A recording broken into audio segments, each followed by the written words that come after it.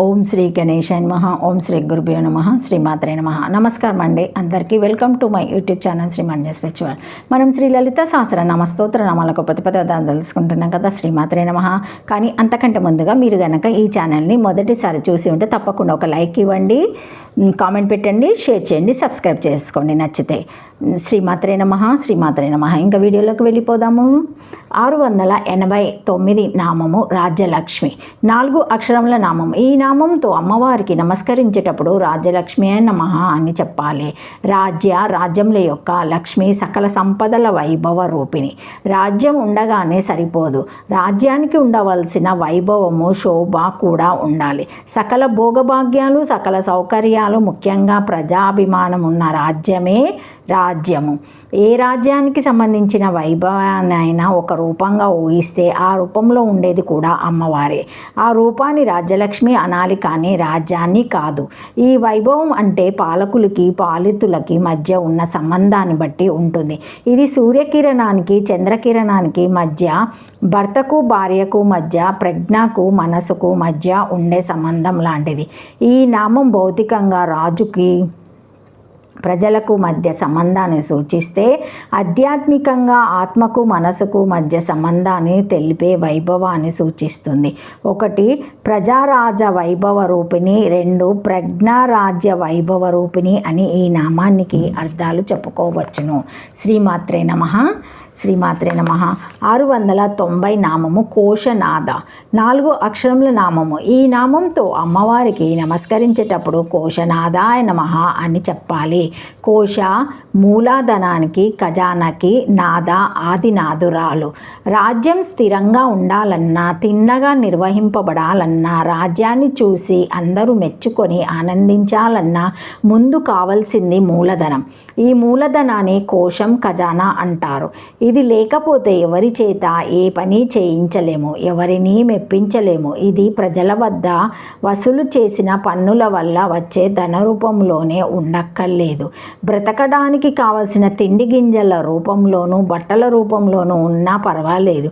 వీటినే గిడ్డంగులు అంటారు. ప్రజల దగ్గర ఈ కోశం లేని రాజ్యము సువర్ణం లోపించిన సుమంగళి వంటిదవుతుందని ఒక లలితోపాసకులు చెప్పారు. భౌతిక రాజ్యానికి ధనాగారమే కోశాగారం. కోశాగారాధిపతి అయిన కుబేరుని స్వరూపురాలు అని ఈ నామానికి ఒక అర్థం. మన అంతరంగ రాజ్యానికి శుక్రము లేదా శుక్లం మూలధనం అవుతుంది. సప్తధాతువులకు పెట్టుబడి ఈ శ్లోకం నుండే సంక్రమిస్తుంది. వాస్తవానికి మనలో శుక్రము ఉండే చోట కూడా కోశం అనే పేరుతోనే పిలువబడుతుంది. మనలను సుఖంగా ఉండనిచ్చేది ఈ కోశము, ఈ సుఖాన్ని కలుగజేసేది కాబట్టి అమ్మవారు కోశనాద. ఇంకా మనలో అన్నమయ, ప్రాణమయ, మనోమయ, విజ్ఞానమయ, ఆనందమయ కోశాలను పంచకోశాలంటారు. ఆ పంచకోశాలకు కూడా ఆదినాదురాలు మనలో ప్రాణరూపంలో ఉన్నది అమ్మవారే. ఈ కోశాలకు ఆదినాదురాలు కాబట్టి అమ్మవారు కోశనాద.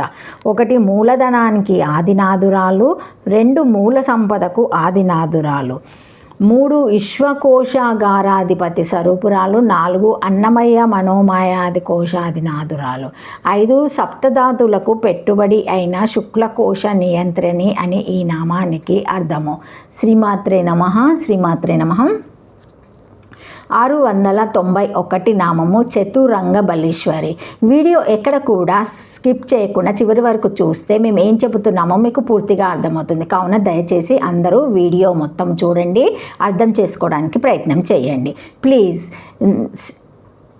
8 అక్షరముల నామము చతురంగ బలీశ్వరి. 691 నామము. ఈ నామముతో అమ్మవారికి నమస్కరించేటప్పుడు చతురంగ బలీశ్వరాయ నమః అని చెప్పాలి.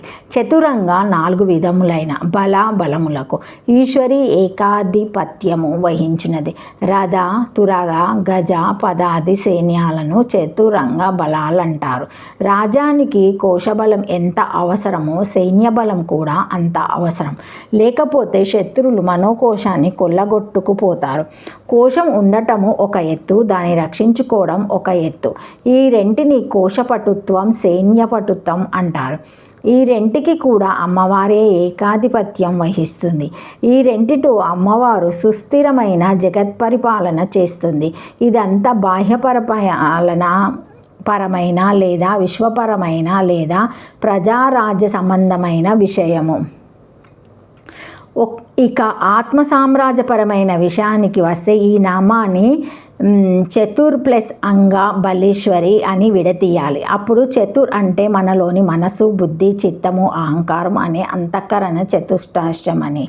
అంగా అంటే మనలోని చటంగాలను అంటే పాదాలు, హస్తాలు, ముఖము, నోరు, నాసిక, ముక్కు, అక్షులు, కన్నులు, శ్రవణములు, చెవులు అని సమన్వయించుకోవాలి. షట్శాస్త్రములు అంటే షడార్శనముల సంఖ్యము, యోగము, న్యాయము, వైశాఖికము, పూర్వమీమాంస, ఉత్తరమీమాంస ద్వారా జ్ఞాన సంబంధమైన వివేకాన్ని పెంపొందించుకొని ఆత్మ సామ్రాజ్యాన్ని చక్కగా నిర్వహించుకోవాలి.